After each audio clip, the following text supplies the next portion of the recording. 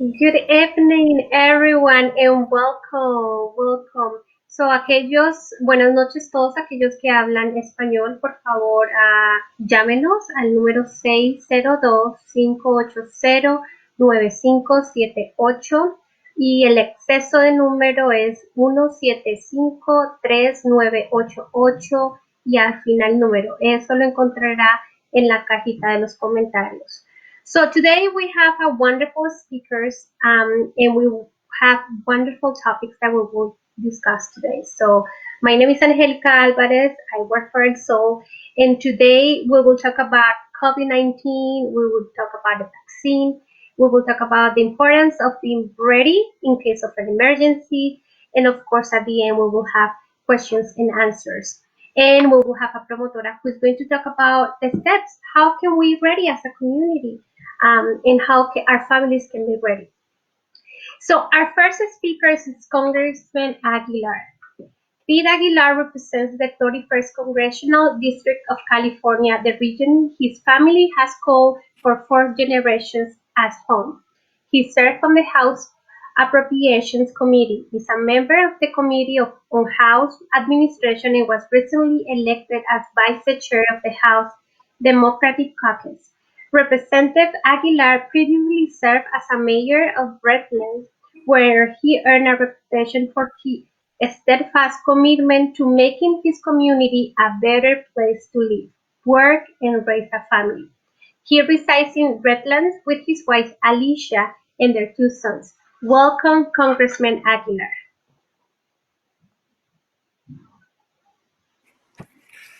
Thank you so much. I appreciate the opportunity to be here and very much appreciate that introduction. I'm honored to spend a little bit of time with you and to give you an update from Washington, D.C. I wanted to first thank El Sol for the work that they do to support community health workers. The service that you provide in our community is invaluable, especially as we navigate this crisis.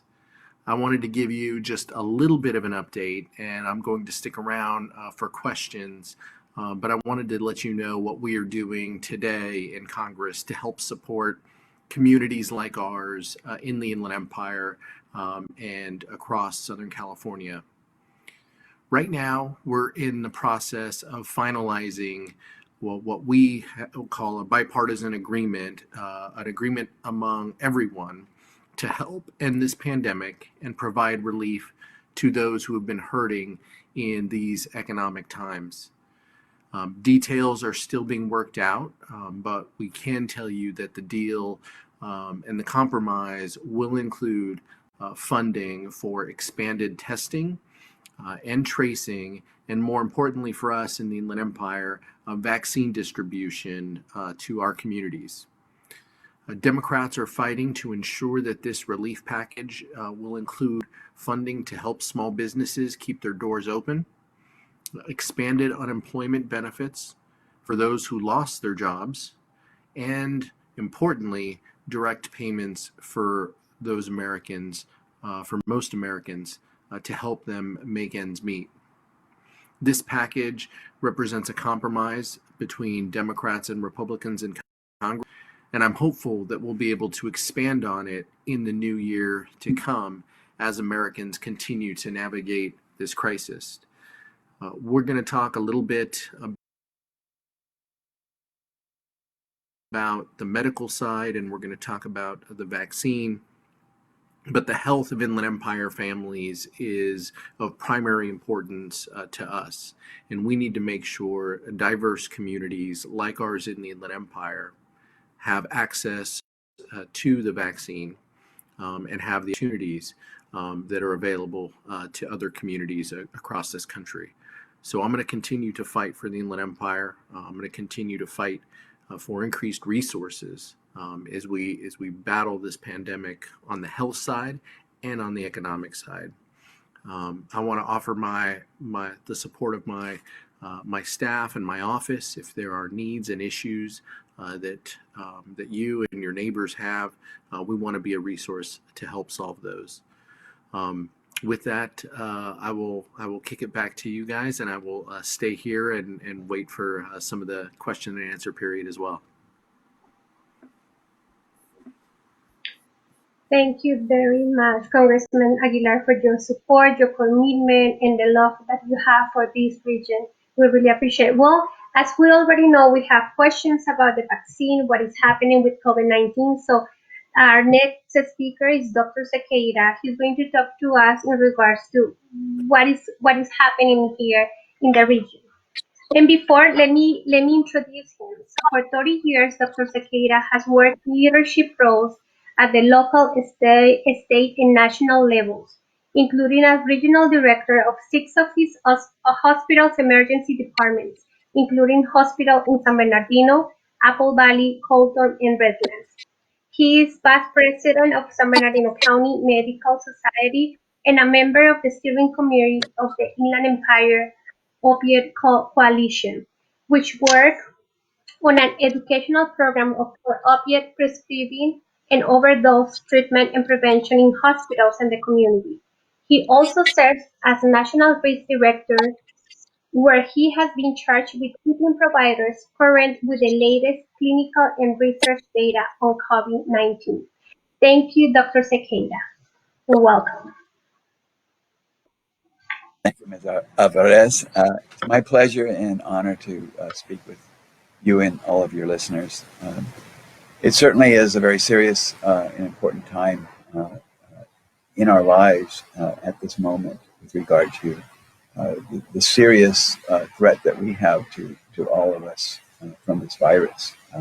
The COVID virus has invaded uh, our community and our country. Uh, Currently, the current status of our hospitals and their emergency departments is that all of our ICU beds are full and much more. Virtually all of our emergency departments are full and have holding patients who are waiting for beds in the ICU up to 300 and 400% of their capacity. For instance, St. Mary's in the high desert uh, has 25 ICU beds, but they're actually holding 80 patients, ICU patients, in their emergency department now. And their emergency department has only 48 beds. So these patients are being held in the lobby and the hallways and in the tents that are built around. The same thing for Arrowhead Regional and so many of our hospitals throughout San Bernardino County. Uh, we feel this is probably because of the Thanksgiving rush, where a lot of people had very significant, understandably, they had significant family get-togethers, and there was a lot of travel, and we predicted this might very well happen, and it's happening. Uh, it, uh, we know from events like Thanksgiving that anywhere from 10 days to 14 days, 1 to 2 weeks after a lot of people get together, that we will see uh, more and more cases of the virus and of the disease called COVID-19. So uh, uh, blessings and prayers for our healthcare providers. They're working extra hours. They're tired to the bone, uh, working behind two masks and saving lives. Uh, so we're there for your community. We've been assured that all patients who go to the emergency departments will be seen, but we've also changed the protocols for our ambulances so that the ambulances will evaluate the patients and help them to go to the appropriate areas for care. So because the emergency departments are completely full, as are the hospitals. So we currently are at stay at home. Those orders basically are, unless you're an essential worker, um, please uh, uh, don't go out. Please avoid situations where there are more than 4 people who congregate, and please stay 6 feet away from other people and wear your mask. Probably the most important thing at this time to get and keep our emergency departments from being overrun even more, if that's even possible. Now, with that, I'd like to actually introduce the positive thing is that we have succeeded, and we've actually received yesterday our first allotment of the vaccine, the COVID vaccine, and this is from the company called Pfizer, and the Pfizer vaccine. We in our San Bernardino County got 15,600 doses, and another allotment is coming next week. And today, we're happy to announce also that the FDA, the Federal Drug Administration, reviewed all the data for the second vaccine from the company called Moderna, and that is ready to go. We should be accepting shipments from Moderna on Wednesday, next Wednesday, and we will be expecting over 22,000 treatments from Moderna as well. So, it's starting to roll in. We have a plan, a very careful plan to first immunize all our frontline healthcare workers, like the doctors, the nurses, the respiratory therapists, and in that first phase, we're going to take all of those patients, and also we have worked with the pharmacy, CVS, and Walgreens that will go around to all of our skilled nursing facilities and vaccinate their staff and also the patients, because we know that up to 70% of the deaths are from nursing home patients. And we will also be looking to vaccinate the people at the highest risk, people who are over 65 years old, people who have heart disease, diabetes, emphysema, and problems with their immune system. So these are the people we're going to be targeting first. And then we will branch out to the rest of the essential workers, the clinics, the dentists, and the formadoras, and all the other community health workers as well. So we have a careful plan. It should roll out. There are 2 other companies that are very close, probably late January, to actually give us 2 more sources of vaccine. One company called AstraZeneca, and another company called Johnson & Johnson. And you know Johnson & Johnson, they make baby powder and baby oil and so many other products. Very excellent companies that produce very, very excellent vaccines. So I'll leave it at that right now. We could go on. I could talk a long time about the vaccines, but I actually have a question from, should I talk about the question?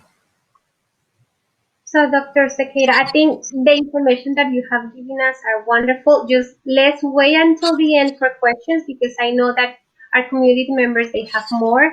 But we really appreciate the work that you are doing here in the Inland Empire, in the San Bernardino County, and also the opportunity that we have to transfer this message to our community. And I can highlight more in regards to 2 things that you mentioned that are very important: stay at home and wear your mask.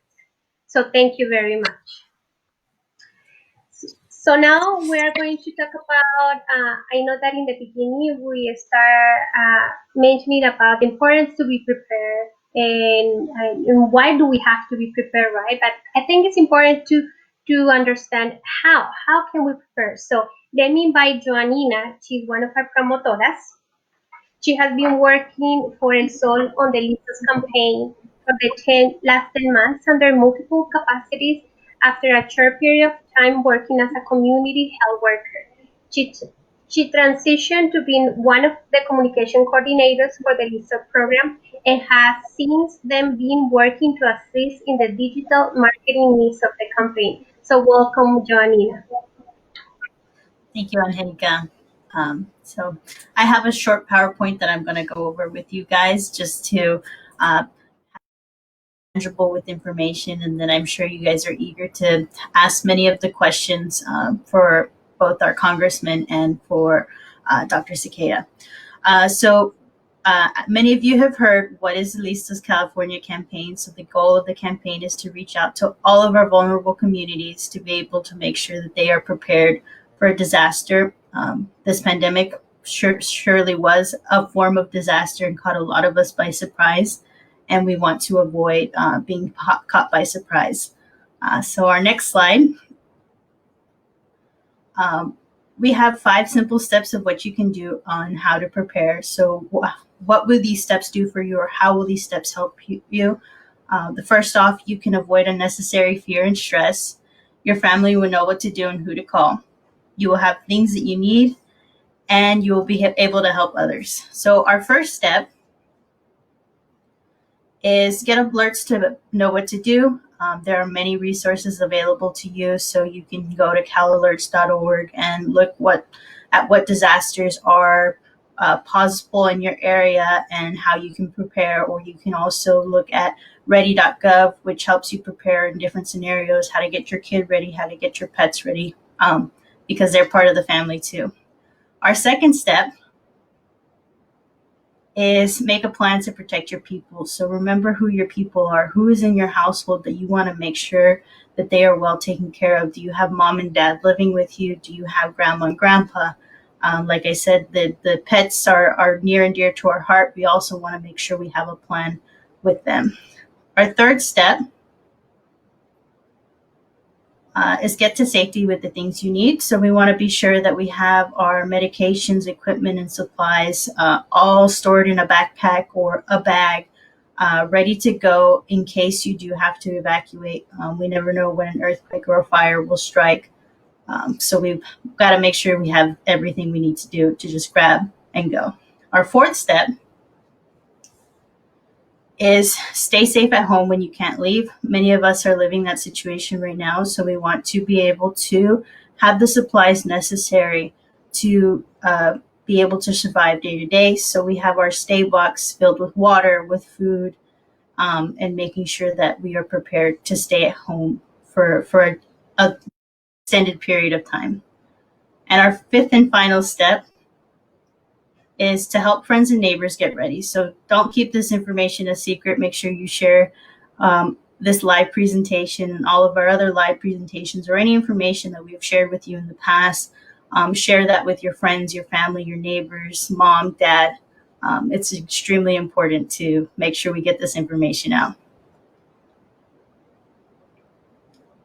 And if you would like any more information, of course, you can always contact us at our office or follow us on any of our social media sites. We are all under the same at El Sol NEC. That's ELSOLNEC. You can find us on all the social media platforms under that. Thank you. Thank you, Joanina, for that wonderful information. I think when we think about emergency, sometimes we don't know what to do, but I think these 5.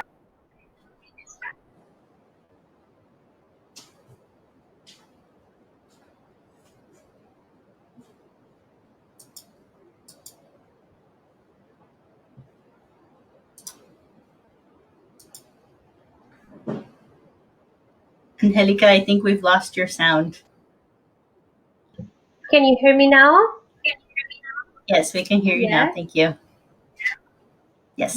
You heard everything, or should I repeat any of the parts that I missed? So we heard that it was how important it is to get prepared, and then it went silent. Oh my goodness, no. The importance to be prepared not only as a family, but also how can we support our community as well. So I think right now we are in the best part of the town hall. So we will have some questions and answers for our speakers. So if Congressman Aguilar and Dr. Sequeira are back. So we have a couple of questions from our community. So the first question will be for Congressman Aguilar. So the first question is, what measures is the state taking to best facilitate emergency preparedness among its citizens regarding awareness about evacuation plans? Can you repeat that? You cut out just a little bit about evacuation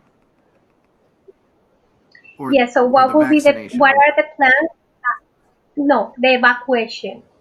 So what are the plans that the state has in regards to evacuation plans? Oh, we work closely with the county, Office of Emergency Services, and so they are the most appropriate, entity to help kind of guide that conversation when it comes to our communities and disasters. We tend to feel that the more local support and the more local guidance that can be given is going to be the best because it's closer to people. They know the routes and they know ahead of them. So we tend to defer from our office perspective and other federal and state office holders.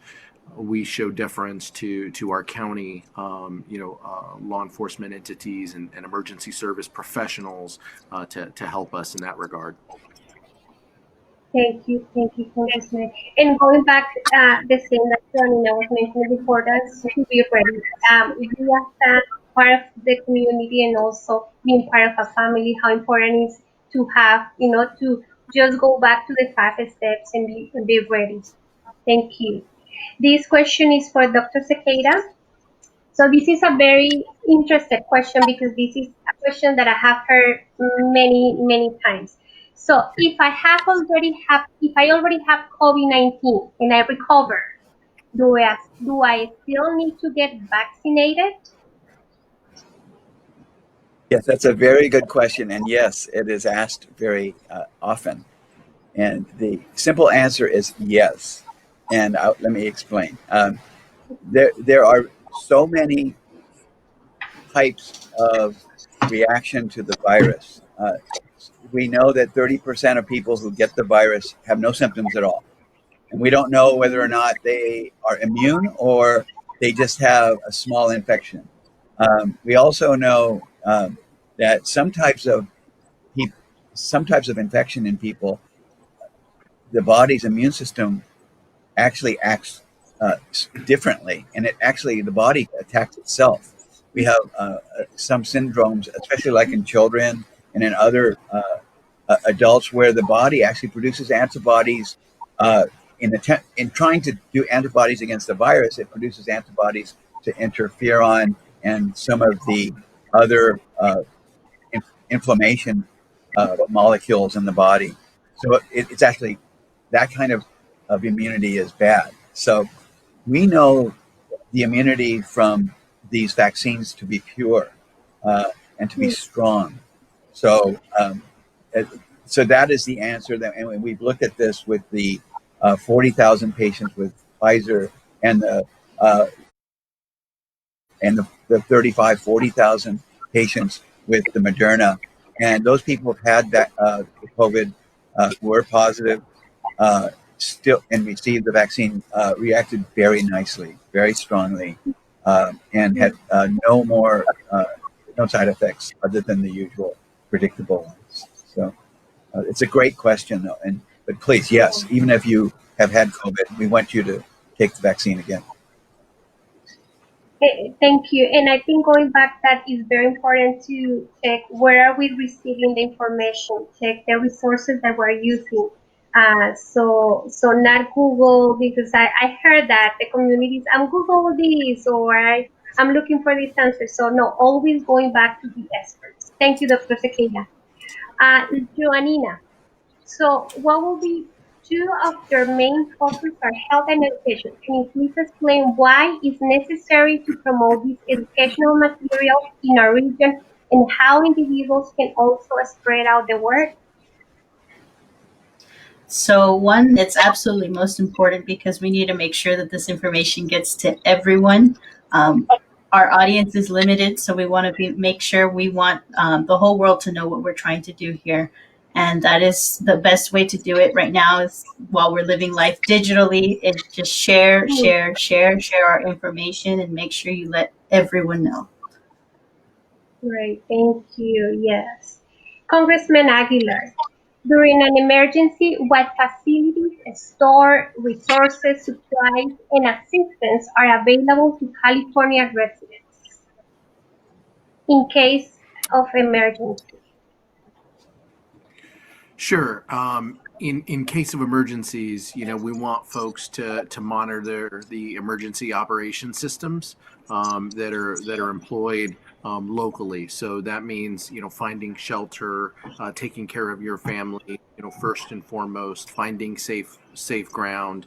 And then each local community will have safe zones where there could be congregation areas, food distribution, or any of those activities. The San Bernardino County Office of Emergency Services would coordinate those efforts, and our responsibility, mine from the congressional level, will just be, unfortunately, after the fact, to make sure that the federal government pays our fair share of that federal emergency. And during federal emergencies, the federal government picks up 100% of those costs. So that will help our build back and ensure that they don't have to cut services later. But in the immediate aftermath of any type of emergency, we want people to find safe ground, and stay with their loved one, and to monitor their devices for more instructions. Thank you, Congressman Aguilar. Dr. Sequeira, what can I do now to help protect myself from getting COVID-19 until I have an opportunity to get the vaccine? Thank you for asking that question. It's very important. We must learn from our Thanksgiving experience. It's very important. First off, wear the mask. Second Mm, most important, wear the mask. And the third most important is wear the mask. But mm, the other thing is avoiding big groups of people, and what we call social distancing. And that's because we don't know people who have COVID, because 30% of patients or people who have COVID have no symptoms. So they could be shedding virus by just talking, and by coughing and sneezing. And we do know that what's called a significant exposure is if the total amount of time you're with a person at a distance of less than 6 feet that is 15 minutes or over, that is a significant or high risk exposure.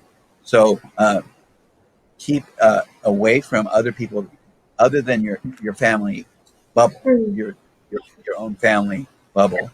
And if you have any question, get tested, because we need to know who actually has the virus and who doesn't. And the only way to test is to get tested. And the symptoms of influenza are very similar to COVID. So if you get influenza, um, we don't know until we get you tested.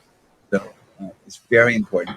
And again, number four is about the masks again, because we do know from countries that where they actually enforced and very strictly people wearing masks, like Taiwan, like Hong Kong, like Vietnam, had very, very low incidence of the virus. So please do those things. The three: the mask, the social distancing, and I know it's very difficult around the holidays, Christmas. Um, that's the most important thing. If we can prevent people from getting sick just long enough to get the vaccine out, we should be through this, and we will get through this. And I Helica, can I believe that. comment on that too? Of course, yes, Yeah. Congressman, please. Yeah, no, just wanted to echo what Dr. Seguera was saying. This is, especially in the next 2 weeks, this is the most important thing we can do. If you want to protect your family, if you want to protect your parents and your grandparents, we can control that. The long term benefit is going to be the vaccine, but the short term is going to be wearing our mask, Oh, when we're yes, when we're not near when we're not near anybody who is within our immediate household. So I'm in my Mhm. room by myself, but every time I leave my tiny little apartment in Washington D.C., I'm wearing a mask. And during the holidays, during Christmas, Christmas Eve, my family is like your family. We want to spend time with each other. We want to hug. We want to do all of that, and we just can't. I got tested again today. I am Dr. Segura could tell me. I feel like I'm the most tested person in San Bernardino County. I get tested in Washington D.C. I get tested when I get home in San Bernardino. SBCovid19.com is how I book my appointment. I have health Mhm. insurance for it, but you do not need health insurance to book your free COVID test. They are all over the county. And we encourage people, like Dr. Segura said, whether you feel healthy or not, it helps us not just track the virus, but it also helps ensure that we can open up our economy when the time is right. The more testing that we have, and the lower positivity rate infection that we have. So if members of our community can continue to work with us, we will get through this faster and better. Mhm. May Thank I you add, so much. Thank may I you. add Yes, further to the go congressman? ahead. There are there are certain things that we take as medical practitioners when we have to see a lot of patients who are sick with COVID that don't have a lot of hard scientific evidence, but has soft scientific evidence. And if you're exposed to someone who might have COVID, it's well known that zinc. That whenever I'm exposed to someone with a cold or a possible flu or a possible COVID, I will take zinc. You can get zinc. It's called zinc sulfate, or the brand name is Zicam, but zinc is well known to kill most viruses. So if you do get exposed, and Congressman Aguilar, please put it in your briefcase, some Zicam. If, when I fly, I'll take a Zicam. And it will catch. It only works early in the disease, so early on, if you first get symptoms or get exposure. The other thing that we're finding is that people with low vitamin D levels have Hmm. a much greater risk for catching COVID, and we've been measuring this, and it's very consistent. So we can't go out in the sun in the winter, so our vitamin D levels go down in the winter anyway. So it makes us more susceptible. So uh, just get the vitamin D3 in your pharmacy. Don't take too much because you can overdose on that. So just take one twice a day, and that's been actually shown soft evidence to help uh, increase your resistance. Other things that have been shown is perhaps some melatonin at night, uh, and um, and also this herb called ashwagandha. And I can't. That's not hard scientific evidence, but we all take it. Uh, and I'm not. This is not a commercial, but I do a research on all the little things too that have been associated. So that's zinc or Zicam, uh, and the vitamin D3, and maybe melatonin at night, and ashwagandha. Wow, that thank you. I love the conversation that we are having because those are the questions that the community has when we are thinking about what is happening with COVID and the vaccine. So I'm going to ask another question, Dr. Sequeira, now that you are here. And I know that last time that we met, we have questions from the community asking about the vaccine. So one of the questions was, how many days does the vaccine take to take the effect? Very important. It Remember, there's two shots with this vaccine. So with the Pfizer, you take the first shot, and the second shot you take in 21 days. With the Hmm. Moderna, you take the first shot, and the second is in 28 days. Um, we we only know with Moderna that after the first phase, you actually do it does confer some immunity, about 50%. Okay. Mm. It takes a little while though, because remember the vaccine causes the muscle cells where it's injected to produce this protein called the spike or S protein. This is the S uh, Mm. protein, and then the body produces antibodies to that. So as the muscle cells produce more S protein, which is the protein that coats the virus, the body produces more antibodies to that. But it takes a while for the body to actually build enough antibodies uh, to actually make you Mm. immune, to actually protect you. So we do know from evaluating this that a safe time period is about 10 days to 2 weeks after your second dose, where you really, uh, uh, uh, where your vaccine really kicked in. Um, the important thing is people think that they get their shot, the vaccine, and then they can go out and party and not wear the mask.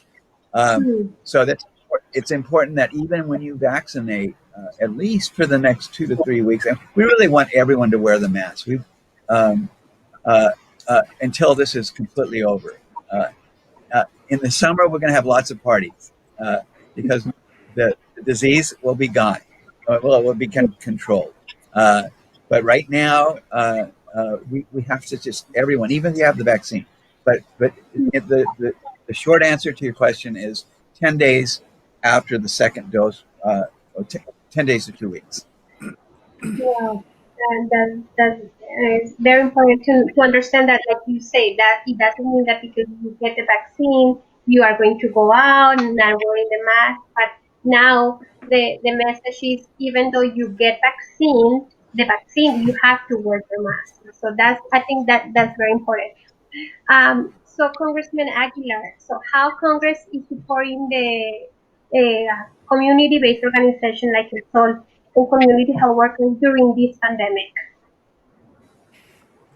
Well, the primary thing we can do to support our healthcare community and organizations who are providing community service is to make sure that they have the dollars that they need to provide those services. So Mhm. my responsibility and one of the things I was very proud to support was the CARES Act, which we passed. Mm. And this year, we helped deliver resources related to the CARES Act, but also things that were Mm. already within the federal budget to help Mm. provide health care to our community and to those frontline healthcare workers. As Dr. Sakeda said, making sure that those frontline healthcare workers receive the vaccine first, in addition Mm. to those who are more at-risk populations. Mm. That becomes the primary piece. We want to protect life in the Inland Empire and in our communities, and so that becomes a focus. But making sure that so our responsibility was to fund. How do you go from a vaccine Mm. to a vaccination? And that's the important piece, because within that you have the development of the drug, but then you also have, as we've seen on the news, how do you produce that drug, how do you put it on a truck and get it out to Colton and Arrowhead Regional Medical Center and Loma Linda. That all takes time, it takes resources, and then you still need a healthcare professional to put it in your arm. And so Mm. making sure that we fund those organizations that are doing that becomes a primary importance to the work that we want to do in Congress. Thank So you very important much. what And go ahead, Dr. Sakira, please. important what Congressman Aguilar said. The CARES Act has helped us in the public health extremely, and Mm. we spent most of that money already. But there more is coming. But uh, at this current time, we're even looking at the vaccinations because Mm. our emergency departments and hospitals are full. They don't have Mm. time to vaccinate everyone in our community.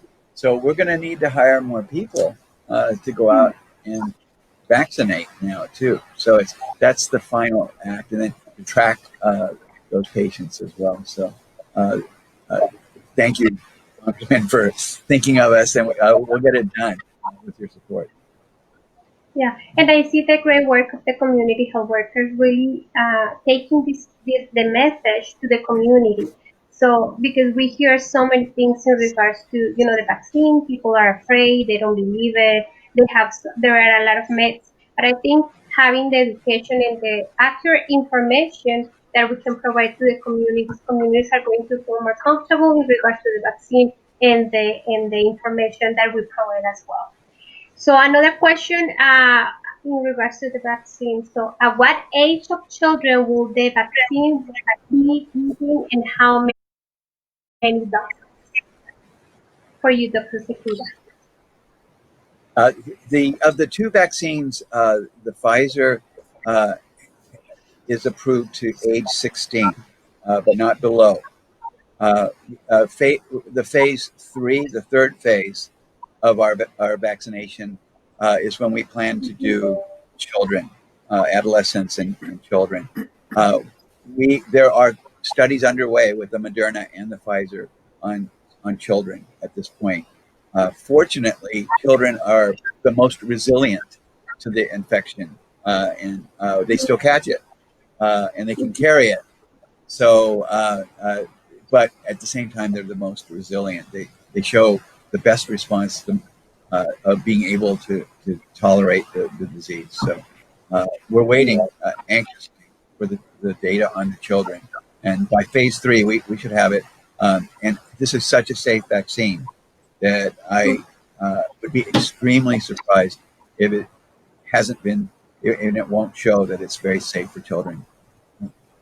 Yeah, thank you. Very important to know that as well. Okay, so we're getting to the end. So I have one more question for Joanina in regards to why should I plan ahead for a disaster? But also after her, I want you to tell something to the community, something that you want them to really understand and that we should take it very seriously. So, Joanina, what should we have to plan for a disaster? Well, like this pandemic, weren't expecting it, and we won't be expecting the earthquake or the fire that happened. So we want to be as prepared as possible in the event that that happens, so you're not stressed or suffering from the consequences of that event. And for our community, I think it's at utmost important that we take care of ourselves and take care of your family. So make sure you avoid those gatherings for the holidays and wear your mask. Thank you very much, Janina. So, Congressman Aguilar, any final remarks? Look, my only final thought is I'm actually going to show you. 3 minutes ago, I just got my COVID results. So another negative. So I got tested, like I said, here in DC. 3 days. The doctor says 3 to 5 days after you travel. I'm an Mhm. essential worker because of the work I do. So I waited 3 days. I got tested. I'm negative. I'll fly home hopefully Sunday, and I'll get tested in San Bernardino County on Wednesday again. There's nothing wrong with it. To be tested that often. If you were an essential worker, if you still have to work, and if you are around people, even if you wear a mask, you should be tested. And with respect to the vaccine, Dr. Segura can correct me, but everything I've read indicates that just because you have the vaccine, it means that you likely will not get sick.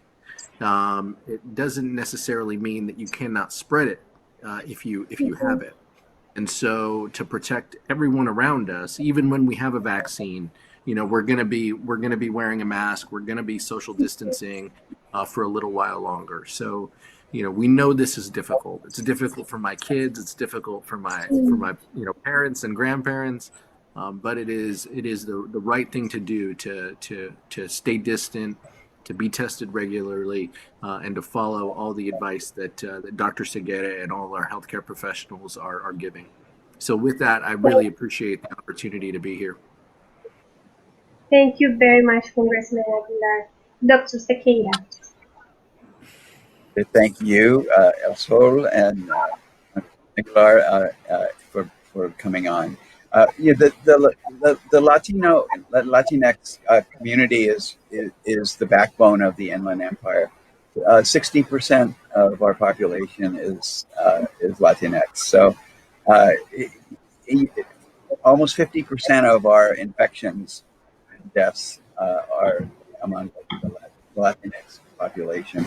So we are appealing to you. We want to protect you. It's vital that you do basically what we said with regard to wearing the mask and the social distancing, and be strong.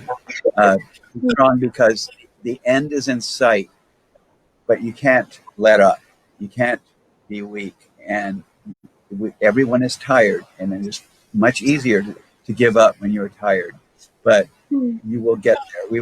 We will bring the vaccine to you. It is a good vaccine. It is a safe vaccine, and it is probably one of the best vaccines we have ever had. So we kicked smallpox. We controlled AIDS. We we've controlled measles, mumps, so yellow fever with vaccines. So we will control the COVID, but be strong. Don't don't get weak. Wear those masks. Stay distant, and get that vaccine, please. Thank you, Dr. Sequeira. Joanina, any final remarks? Nope, just thank you both to Dr. Cicada and Congressman Aguilar for joining us. We really appreciate this vital information that gets to our community. It's really impactful and really resonates with us. And I think information, having more information, we are empowered. And I love the word that Dr. Sequeira used in regards to strong. I think together we're stronger and we can do it. So thank you very much, Congressman Aguilar. Thank you, Dr. Sequeira. Thank you, Joanina. And I hope you learn and enjoy this meeting and this conversation. Thank you. Bye-bye.